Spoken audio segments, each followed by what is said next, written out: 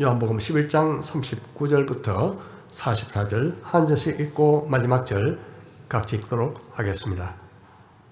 예수께서 이르시되 돌을 옮겨 놓아라 하시니 그 죽은 자의 누이 마르다가 이르되 주여 죽은 지가 나흘이 되었음에 벌써 냄새가 나나이다.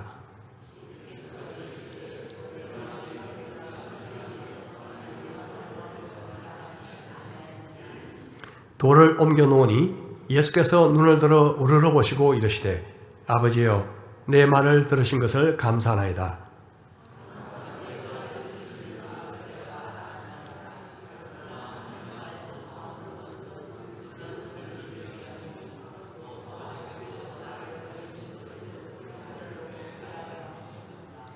이 말씀을 하시고 큰 소리로 나사로야 나오라 부르시니 죽은 자가 수족을 배로 동인 채로 나오는데 그 얼굴은 수건에 쌓였더라.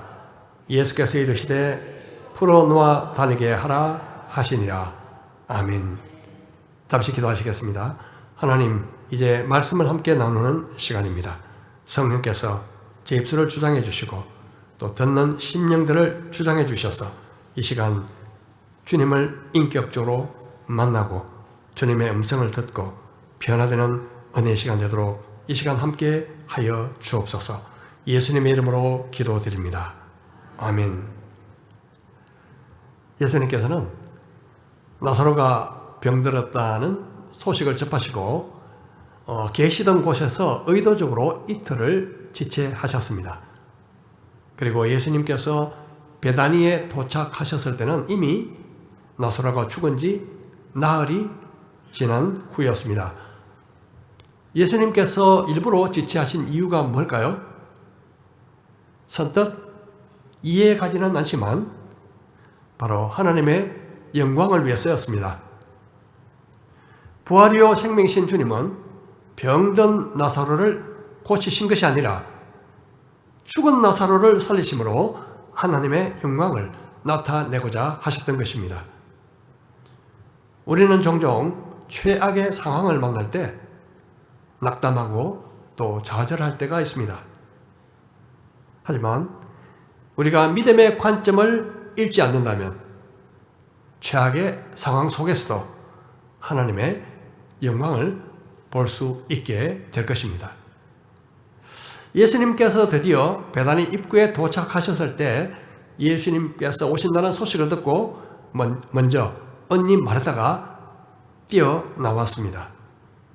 이때 동생 마리아는 집안에 있었죠.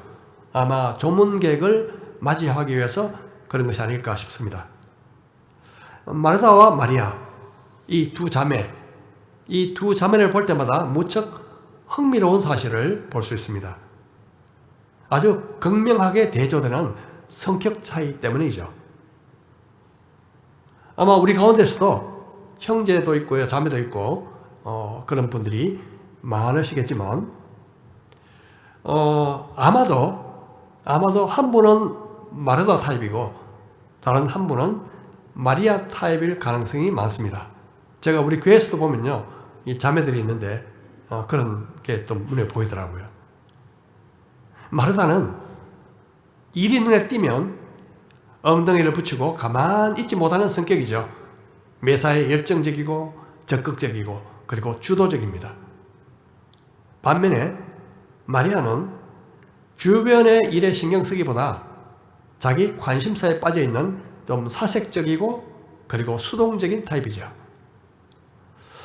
이렇게 성격과 기질 차이로 다툼이 생길 때도 있지만 누가 틀린 것이 아니라 서로 다를 뿐입니다. 하여튼 이 마르다는 주님을 만나자마자 주님이 이곳에 계셨더라면 우리 오빠가 죽지 않았을 것이라고 안타까움을 토로합니다. 당연히 이젠 더 이상 주님으로부터 도움을 기대할 수 없다고 생각했겠죠. 하지만 그 말에 예수님은 내 오라비가 살아나리라고 말씀하셨습니다. 죽은 오빠가 다시 살아난다는 것을 미처 생각하지 못한 마르다는 마지막 부활 때는 다시 살아날 줄을 압니다라고 대답하죠. 그러자 예수님은 이렇게 말씀하십니다. 예수께서 이르시되 나는 부활이요 생명이니 나를 믿는 자는 죽어도 살겠고 무릇 살아서 나를 믿는 자는 영원히 죽지 아니하리니 이것을 내가 믿느냐. 예수님은 자신을 믿는 자에게 부활과 생명을 준다는 사실을 내가 믿느냐? 마르다에게 이렇게 물으십니다. 이 무렵에 마르다는 예수님은 곧 메시아시며 하나님의 아들이십니다라는 신앙 고백을 드리죠. 이르되 주여 그러하외다. 주는 그리스도시요 세상에 오시는 하나님의 아들이신 줄을 내가 믿나이다. 이 고백을 한 뒤에 마르다는 다시 집으로 달려가 동생 마리아를 가만히 찾았습니다. 마리아는 예수님께서 부르신다는 말을 듣고 그제야 급히 일어나 마중하러 나가죠. 이때 주님은 말로 들어오시지 않고 계속 입구에서 기다리고 계셨습니다. 마르다가 마리아에게 조용히 이렇게 말했지만 옆에 있던 유대인들은 급히 나가는 마리아를 보고 무덤에 곡하러 가는 줄 알고 함께 따라 났습니다. 유대인의 장례 관습에 의하면 일반적인 장례식에는 보통 최소한 2명의 피리 부는 사람들이 있었고요. 그리고 1명의 전문적으로 애곡하는 여자를 고용했다고 합니다. 아마 이들 중에 그런 사람이 있었을 것 같습니다. 마리아는 예수님을 보자마자 그 발 앞에 엎드렸습니다. 신앙생활 속에서 가장 중요한 자세 중에 하나는 엎드리는 자세입니다. 엎드리는 자세. 이전에 마리아는 예수님의 말씀을 듣기 위해서 예수님의 발치에 앉았던 적도 있었습니다. 그리고 예수님께서 십자가에 달리시기 채 일주일도 남지 않은 바로 그때 예수님의 발에 향유를 붓고 자기의 소중한 머리털로 예수님 앞에 엎드려서 예수님의 발을 닦기도 했죠. 바로 다음 장, 오늘 11장 다음 12장에 나오는 이야기입니다. 엎드림은 경배의 자세입니다. 엎드리면 종의 자세이기도 합니다. 보통 가장 겸손하고 낮은 자세로 간청할 때 보통 무릎 꿇고 엎드립니다. 우리는 역경에 무릎 꿇지 말고 주님 앞에 무릎 꿇어야 합니다. 근심과 걱정이 나를 삼킬 듯 다가올 때 먼저 주님 앞에 무릎 꿇고 엎드려야 합니다. 마음이 답답할 때, 어떻게 해야 될지 도무지 알 수 없을 때 우리는 주님 앞에 엎드려야 합니다. 모세가 이스라엘 백성들을 애굽에서 인도하여 광야로 이끌 때 수많은 위기 상황을 맞게 됩니다. 한 번은 레위 사람 고라라는 사람이 먼저 몇 사람을 규합하고 그리고 급기야 리더 지휘관 250명과 함께 모세에게 반기를 들었습니다. 그들은 모세와 아론 보고 당신들이 더 이상 주제넘게 높은 곳에 있지 말고 그 자리에서 내려오시오. 이런 식의 선동을 했습니다. 이때 모세는 먼저 그들의 잘못된 주장을 반박하지 않았습니다. 그가 제일 먼저 취한 태도는 하나님 앞에 엎드리는 것이었습니다. 민수기 16장 4절에 보면 모세가 듣고 엎드렸다가 라고 말씀하고 있습니다. 듣고 엎드렸다. 엎드리지 않으면 적대적인 사람들과 비생산적이고 소모적인 싸움을 벌이기가 쉽습니다. 우리가 엎드리지 않고는 역경을 제대로 헤쳐나갈 수 없습니다. 역경과 싸우기 전에 먼저 엎드려야 합니다. 걱정하기보다 먼저 엎드려야 합니다. 불평, 불만, 원망하기 전에 먼저 엎드려야 합니다. 내 수단과 방법을 동원하여 내 마음대로, 내 식으로 일을 하기보다 먼저 엎드려야 하는 것입니다. 살다가 사면초가와 같은 그런 상황을 만날 때 엎드리지 않고 성급하게 자기 생각대로 판단하고 일을 행하는 바람에 스스로 큰 위기를 자초하는 경우도 있습니다. 먼저 엎드려야 합니다. 엎드리면 하나님으로부터 답이 나오게 될 것입니다. 엎드리면 하나님이 일하실 것입니다. 예수님 앞에서 엎드린 마리아는 언니 마르다가 말한 것처럼 주님이 여기 계셨더라면 내 오라비가 죽지 않았겠나이다. 그렇게 말하면서 울었습니다. 그 모습을 본 유대인들도 함께 울었죠. 주님은요, 주님도 함께 눈물을 흘리셨습니다. 33절입니다. 예수께서 그가 우는 것과 또 함께 온 유대인들이 우는 것을 보시고 심령에 비통히 여기시고 불쌍히 여기사 이르시되 그를 어디 두었느냐 이르되 주여 와서 보시옵소서 하니 예수께서 눈물을 흘리시더라. 여기서 비통히 여기셨다는 말은 분노 혹은 격분의 감정을 의미합니다. 예수님께서 왜 분노하셨을까요? 아마 인생이 당하는 그 죽음의 고통을 보시고 죽음의 세력을 잡은 자 마귀에게 분노하셨을 것입니다. 그리고 35절에는 성경에서 가장 짧지만 가장 의미 있는 말씀 중 하나가 등장합니다. 예수께서 눈물을 흘리시더라. 이 말씀은 예수님의 인성을 강력하게 증거합니다. 예수님의 눈물은 혼자서 은밀하게 흘리는 눈물이 아니라 공개적으로 슬퍼하시며 흘리신 눈물이었습니다. 비록 죄와 사망 그리고 마귀에 대해서 거룩한 분노를 품으셨지만 죽을 수밖에 없는 우리를 불쌍히 여기는 마음으로 눈물을 흘리셨습니다.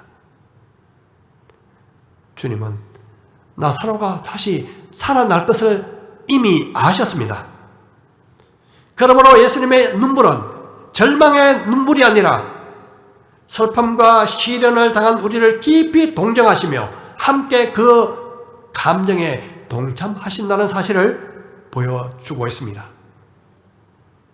비록 예수님은 초월적인 분이시지만 우리가 겪는 고통을 무시하지 않으시고 슬퍼하는 자들과 함께 슬퍼하시고 우는 자들과 함께 우시는 것입니다. 주님의 눈물은 한마디로 우리를 향한 뜨거운 사랑인 것입니다.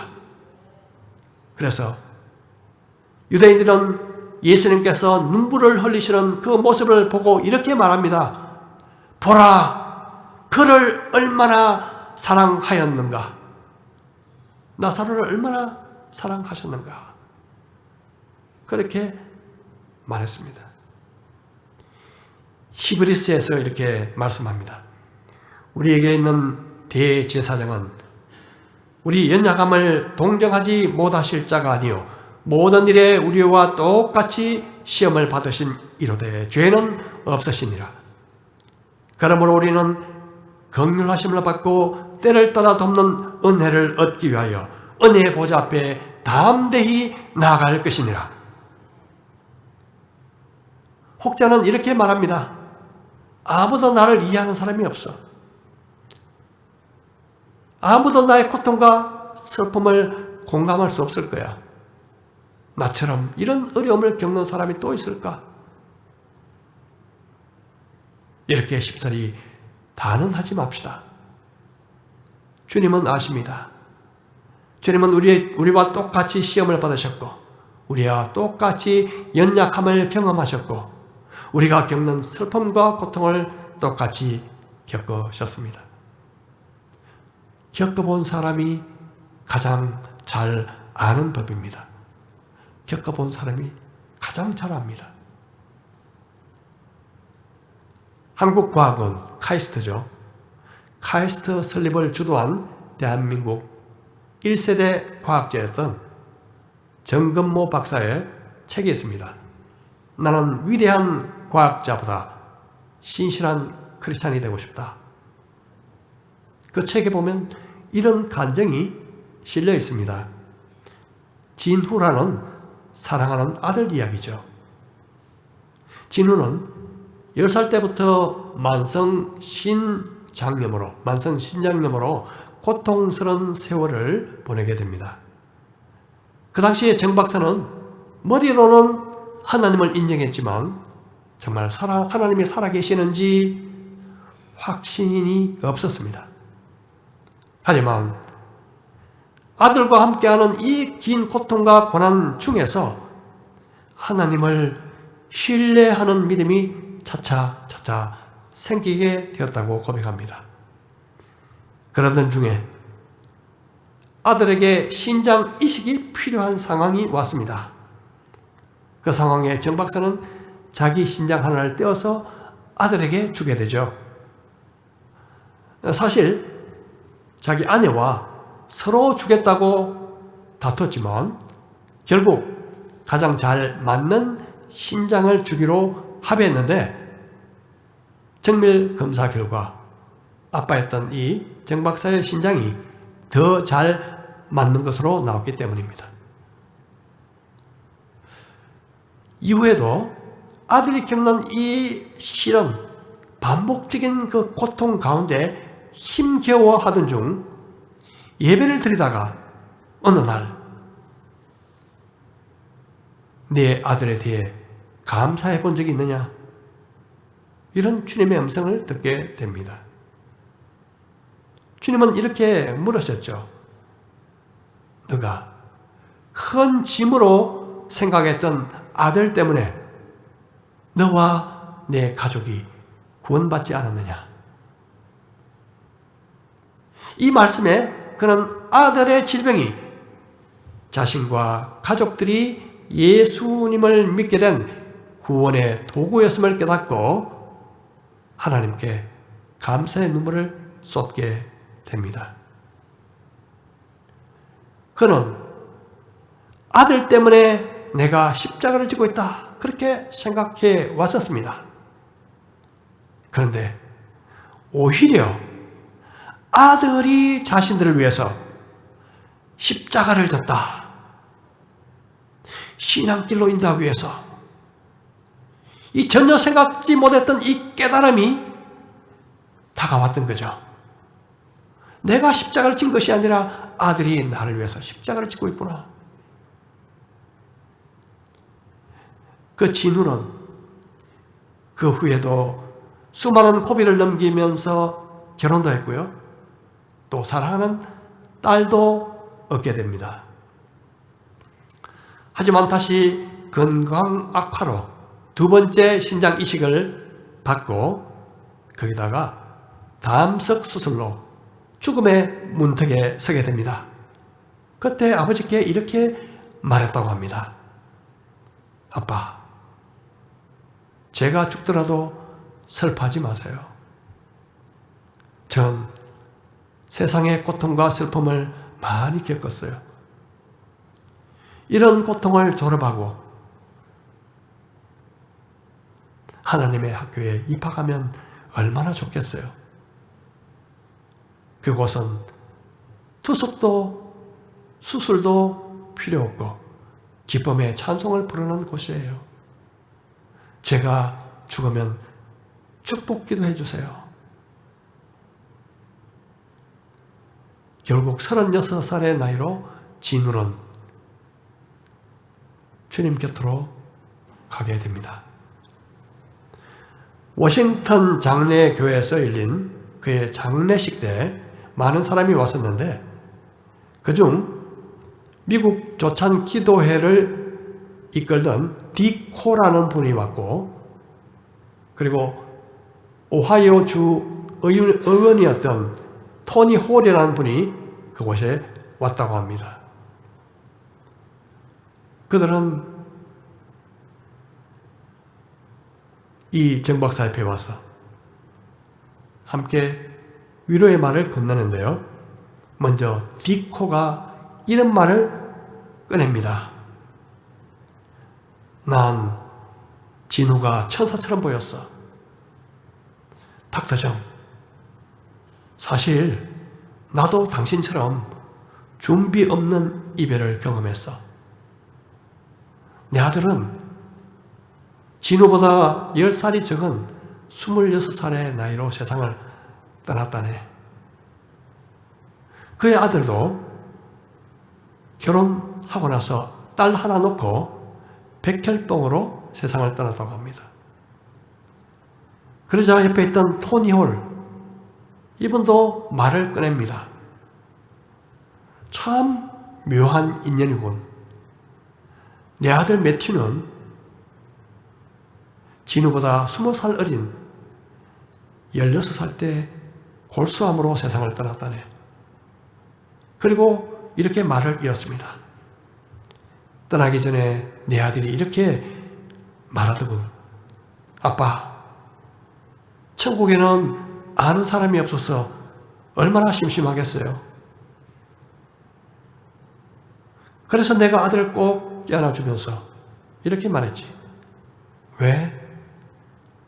너의 외할아버지도 계시고 외할머니도 계시고 그보다 더 중요한 것은 예수님이 반겨줄 텐데. 그 말에 아들은 밝게 웃으며 평안을 찾았지. 그런데 참 묘한 일이군.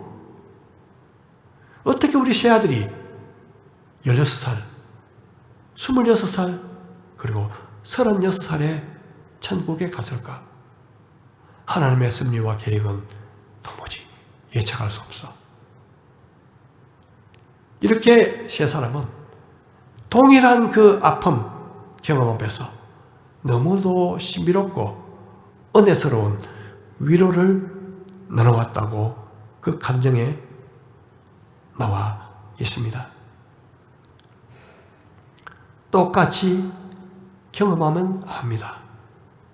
똑같이 경험하면 알게 됩니다. 그 고통과 슬픔의 깊이를 경험해보면 알게 되는 것이죠.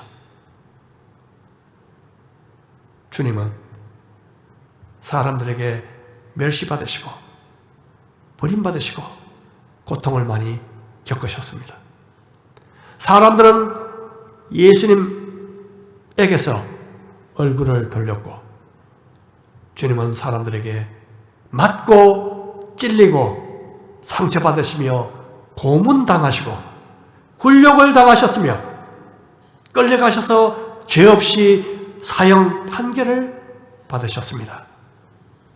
그리고 주님은 우리 죄악, 그 많은 우리의 죄악을 대신 지시고 최악의 죽음을 경험하셨습니다. 이런 삶을 사셨던 주님께서, 이런 길을 걸어가셨던 그 주님께서 과연 우리의 고통과 슬픔을 모르신다 말할 수 있을까요? 그러므로 주님은 우리의 작은 신음도 결코 그냥 흘러보내시지 않습니다. 주님의 눈물이 그것을 증명하고 있습니다. 주님의 눈물이. 예수님은 드디어 나사로의 무덤으로 가십니다. 무덤은 유대인의 풍습을 따라 큰 돌로 막혀 있었습니다. 예수님은 나사로가 죽은 지 4일이 지나서 냄새가 나는데도 불구하고 돌을 옮겨 놓아라 고 그렇게 말씀하십니다.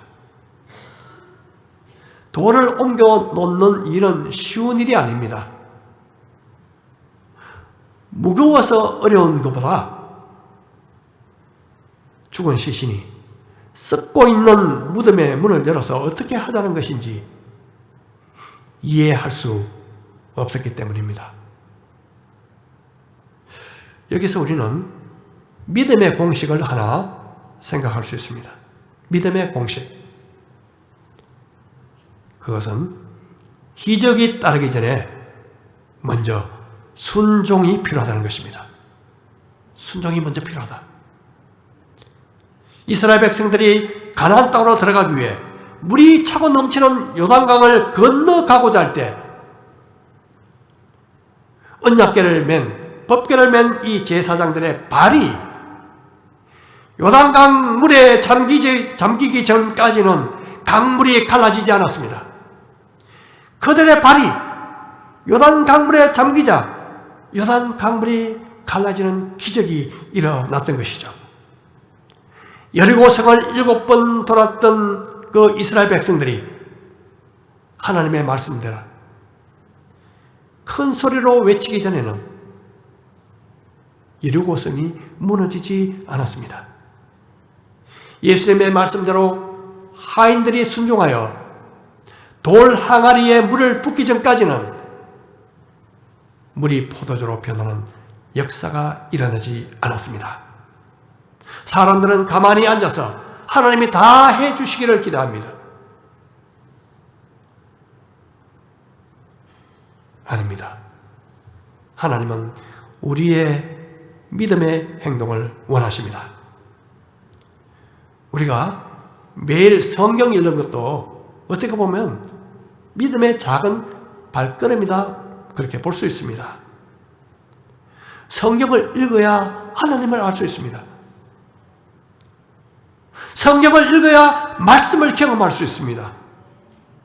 성경을 읽어야 믿음이 성장할 수 있습니다. 말씀을 읽지 않고 신앙생활을 한다는 것은 불가능한 일입니다. 마치 마른 땅에서 고기를 잡고자 하는 것과 같습니다. 이제 2022년 이제 3개월 남짓 남았습니다. 여러분, 우리 올해 한 해 목표 기억하십니까? 성경 일독. 마지막까지 우리 함께 힘써 보시는 그런 기회가 됐으면 좋겠습니다. 주님은 돌을 옮기라고 말씀하시고 너희가 내 말을 믿으면 하나님의 영광을 보리라 하지 않았느냐, 그렇게 말씀하셨습니다. 이 말씀을 들은 후 그들은 돌을 옮겨 놓습니다. 돌문을 옮기는 것은 믿음의 행동입니다. 나사로의 무덤에 가로막혀 있던 돌문을 열었을 때 주님은 이렇게 말씀하십니다. 돌을 옮겨 놓으니 예수께서 눈을 들어 우러러보시고 이르시되 아버지여, 내 말을 들으신 것을 감사하나이다.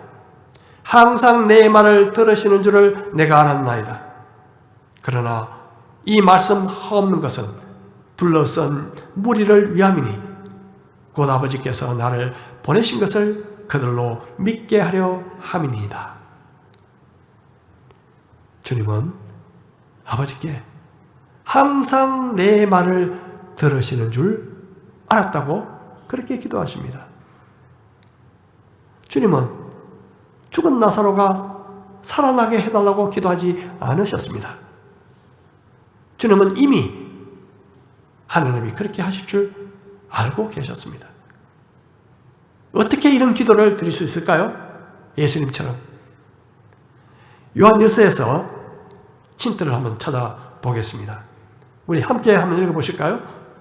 시작. 무엇이든지 구하는 바를 그에게서 받나니 이는 우리가 그의 계명을 지키고 그 앞에서 기뻐하시는 것을 행함이라. 우리가 기도 응답의 비밀이 이 말씀 속에 찾아볼 수 있습니다. 예수님은 단 한 번도 하나님의 뜻을 벗어나신 적이 없으셨습니다. 하시는 모든 일이 하나님의 기쁨이셨습니다. 하지만 우리는 그렇지 않습니다. 우리의 기도는 종종 하나님의 뜻과 어긋날 때가 있습니다. 내 욕심이나 내 뜻을 관철하기 위해서 때를 쓸 때도 있습니다. 우리의 기도가 응답되지 않거나 지연되는 경우 여러 가지 이유가 있겠지만 그 중에 중요한 원인 중에 하나가 내가 드리는 기도가 아버지가 기뻐하시는 기도가 아닐 수도 있다. 그것을 한 번쯤 기억할 필요가 있습니다. 그러므로 우리가 얼마나 열심히 기도하는가, 얼마나 열심히 기도하는 것보다 더 중요한 것은 어떤 내용의 기도를 하는가, 어떤 내용의 기도를 하는가, 이것입니다.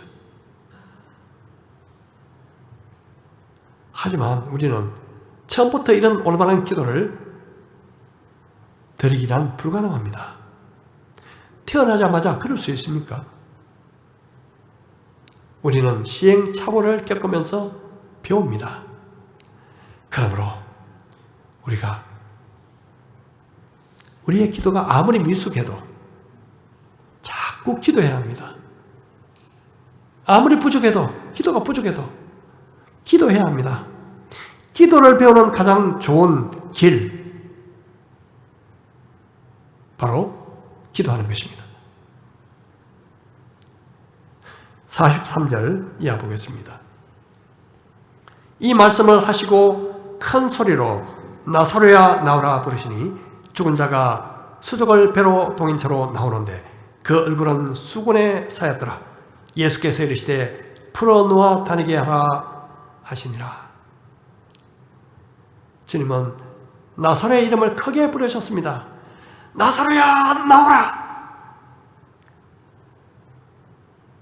참 재밌게도요, 어거스틴은 이 구절을 가지고 이렇게 말했습니다. 예수님은 나사로의 이름을 딱 지명하여 불러내셨다. 만약 그렇게 하시지 않고 그냥 나오라 그렇게 하셨다면 어떻게 됐을까? 아마 세상의 모든 죽은 사람들이 그 무덤, 각자의 무덤에서 나왔을 것이다. 이 말이 맞는지는 잘 모르겠습니다. 그런데 마지막 때 부활의 그날이 오면 주님이 우리의 이름을 부르시지 않으실까요? 찬송가 180장 가사에도 보면 나팔 불 때 나의 이름 부를 때에, 나팔 불 때 나의 이름 부를 때에 잔치 참여하겠네, 그렇게 노래합니다. 그날에 정말 어떤 놀라운 장면이 일어날지 정말 궁금합니다. 주님은 이렇게 말씀하십니다.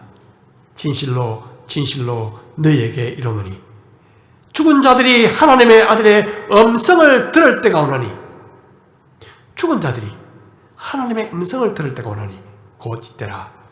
듣는 자는 살아나리라. 만일 우리 육신이 차가운 흙에 묻힌다 해도 슬퍼할 이유가 없습니다.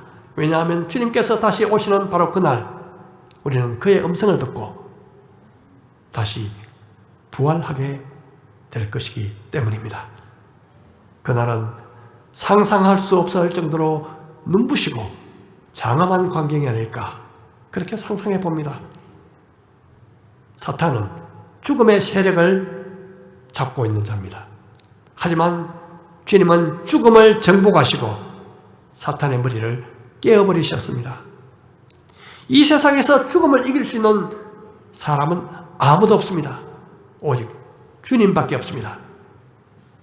주님은 죽음을 죽여버린 것입니다. 나사로야 나오라. 그 예수님의 음성에 죽은 나사로가 살아서 이 수위로 둥둥 쌓인 채로 무덤 밖으로 걸어 나왔습니다. 얼마나 놀라운 광경이 있을까요? 예수님은 그를 보시면서 풀어 놓아 다니게 하라, 그렇게 말씀하셨습니다. 다시 살아난 나사로에게는 더 이상 수위와 수건이 필요하지 않았습니다. 이 사실은 우리에게 아주 중요한 교훈 하나를 던져줍니다. 우리가 예수님을 믿고 새로운 생명을 부여받았다면 과거에 우리의 삶을 감싸고 있던 구습, 죄악된 행동, 고통의 기억과 상처들은 풀고 벌써 버려야 한다는 것입니다. 수위는 살아있는 자에게 필요하지 않습니다. 수위는 죽은 자를 위한 것입니다. 수위를 풀어놓아야 자유롭게 다닐 수가 있는 것입니다. 에베소에서 이렇게 말씀합니다. 너희는 유혹의 욕심을 따라 썩어져가는 구습을 따르는 옛사람을 벗어버리고 오직 너희의 심령이 새롭게 되어 하나님을 따라 의와 진리의 거룩함으로 지으심을 받은 새 사람을 입어라. 우리는 예수 그리스도를 믿음으로 새 생명을 부여받았습니다. 더 이상 옛 생활에 머물 수 없습니다. 머물러서도 안 됩니다. 죽음의 동물같이 냄새나는 옛 생활에서 빠져나오시기 바랍니다. 물론 그것은 내 힘으로 되지 않습니다. 주님의 능력으로 가능합니다. 주님의 말씀으로 가능합니다. 주님을 의지하고 주님의 말씀을 의지하고 옛 생활로부터 우리는 벗어나야 하는 것입니다. 우리는 비록 새 생명을 얻었다 해도 여전히 나사로를 싸고 있던 수위처럼 옛 생활에 묶여 있을 때가 많습니다. 이제 예수 믿고 겨우 걸어다니기 시작해도 옛 생활 습관에 매여 앞을 보지 못하고 넘어지기가 일쑤입니다. 풀어 다니게 하라. 주님은 그렇게 말씀하십니다. 풀어 다니게 하라. 주님은 우리를 자유롭게 하시는 분이십니다. 진리를 알지니 진리가 너희를 자유케 하리라. 주님은 말씀하십니다. 하나님의 말씀을 알고 하나님의 말씀을 믿고 하나님의 말씀을 따르고 순종하면 자유롭게 되는 것입니다. 많은 사람들이 오해를 하고 있습니다. 하나님의 말씀을 순종하는 것이 뭔가 다시 얽매이고 구속받는 것처럼 착각하고 있습니다. 하나님의 말씀에 매이는 것, 그것이 자유를 박탈당하는 것으로 그렇게 착각합니다. 아닙니다. 정반대입니다. 주님의 말씀을 듣고 주님의 말씀을 따르면 진정한 자유를 얻게 되는 것입니다. 걱정, 근심으로부터 자유, 절망으로부터 자유, 죽음의 두려움으로부터 자유, 상처로부터 자유, 죄로부터 자유를 얻게 되는 것입니다. 진리이신 예수님, 진리의 말씀이 우리를 모든 속박에서 자유롭게 하실 것입니다. 오늘 나사로야 나오라, 이 주님의 부름, 이 나사로의 이름 대신에 자기 이름을 한번 대비해 보시기 바랍니다. 자기 이름을 넣어서 이렇게 불러보는 것입니다. 피로야 나오라.